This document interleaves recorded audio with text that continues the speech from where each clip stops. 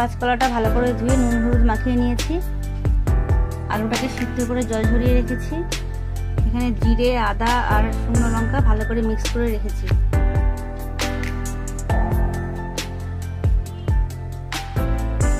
কড়া গরম হয়ে গেছে, তেল দিয়ে দিলাম। কাঁচকলাগুলো ভাজা হয়ে গেছে, এবার তুলে নিচ্ছি।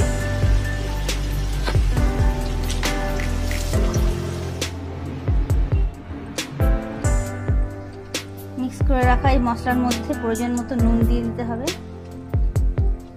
হলুদ দিয়ে দিলাম 1 চামচ, চিনি দিয়ে দিলাম।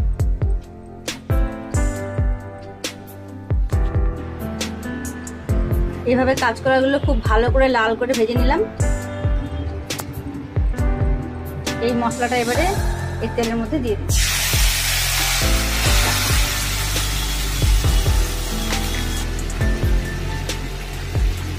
এর মধ্যে দারচিনি, লবঙ্গ, এলাচ আর 3টে তেজপাতা দিয়ে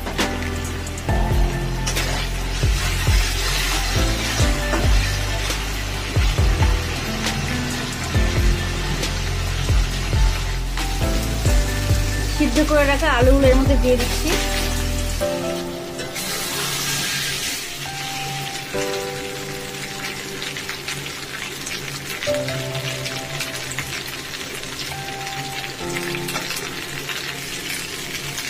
পাঁচ মিনিট ধরে আলুটা কষিয়ে নেওয়ার পরে ভেজে রাখা কাঁচকলাগুলো এর মধ্যে দিয়ে দিলাম।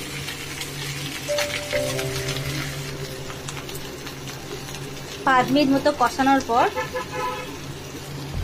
জল দিয়ে দিলাম। পরিমাণ মতো জল দিয়ে দিলাম, প্রয়োজন মতো নুন দিয়ে এবারে ঢেকে দিতে হবে।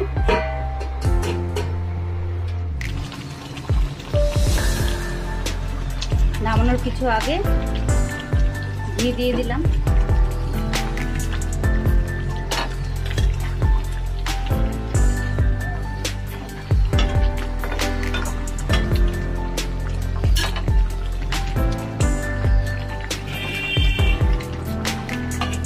আর 2 মিনিট ঢেকে রেখে তৈরি হয়ে গেল কাঁচকলার কোপ্তা।